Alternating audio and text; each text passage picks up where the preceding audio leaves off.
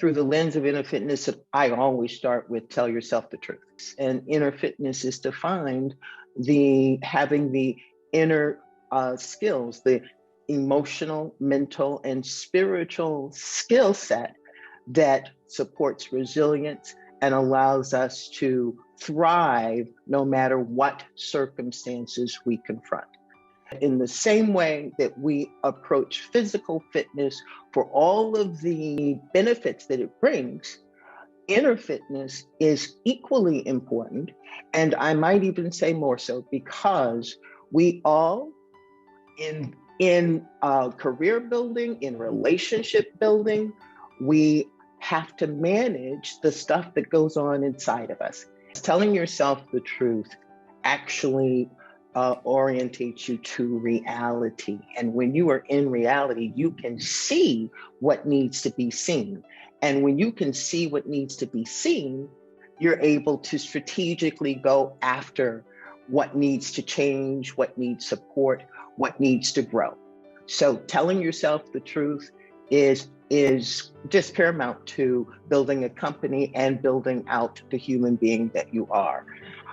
So telling the truth means being connected to your gut, right? It means listening and knowing that you are in a creative relationship. If you are in a creative relationship, you must have access to your gut. And so when it has come to both my career as an actress and this work in inner fitness, I literally did not know how to do either one of them, because 75%, I would even say 90%, right, is guessing. And we must tell ourselves the truth about that. There is something about, saying that you are creating a business and being a woman in this, journey, where we think that the men know what to do, or someone else smarter than you knows what to do. And so part of the lying to ourselves that we start to do is think that we should have all the answers. If we were smart enough, we would have all the answers. And so there's a layer of pretense, or a layer of not being totally honest with where you are. You don't know whether or not this strategy is going to be the strategy that takes you where you want to go. But as long as your gut is urging you on, then to honor yourself means to honor your gut. And if your gut is the holder or the champion of a vision that is worthy enough to be made manifest in the world, then it is your obligation to become as clear and receptive to those urgings and that inner voice as you can. And then you do all of the strategic things. You learn the things that you need to learn about business so that you can be good at it. You learn, and bring on the people that you need to bring on. You do what you must do in the physical. But the most important thing is what's happening internally. And with acting and with the Inner Fitness Project, there were so many quote unquote failures. I mean, as an actress, every single time you go into an audition, if you look at it as pass or fail, you fail if you don't get that job. And I don't get the job, more than 80% of the time. So if I am using that as my metric, then I would have stopped a long time ago.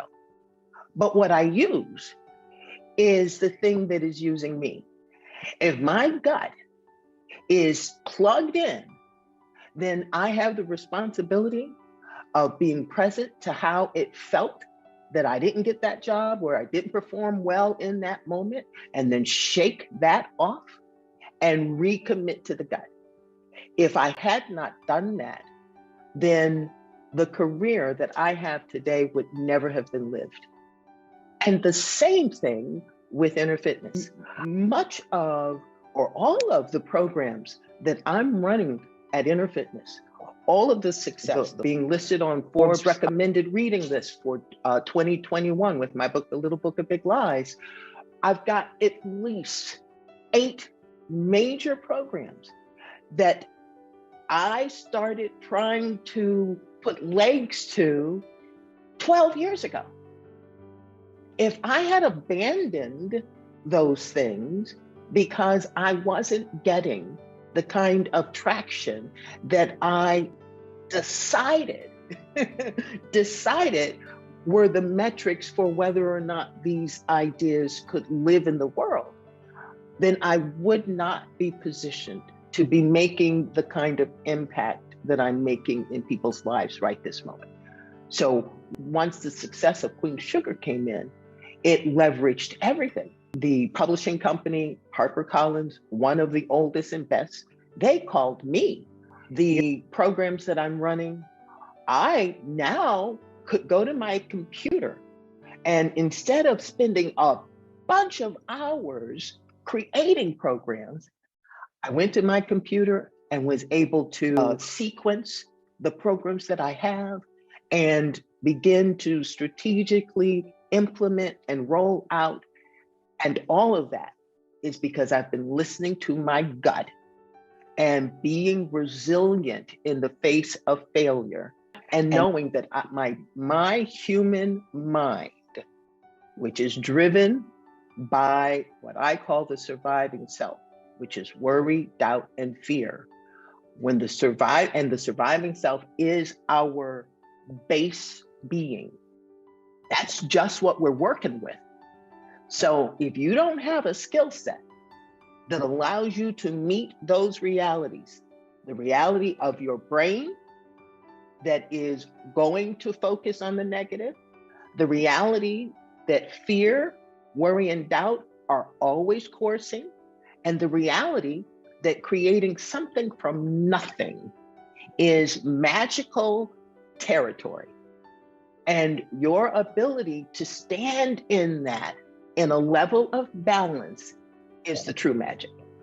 And the reason you can stay in relationship with the truth over the long haul is if you decide right this moment that your greatest purpose is to grow yourself, and that the gift of an urging, an inner vision that wants to use you, it will grow as you grow.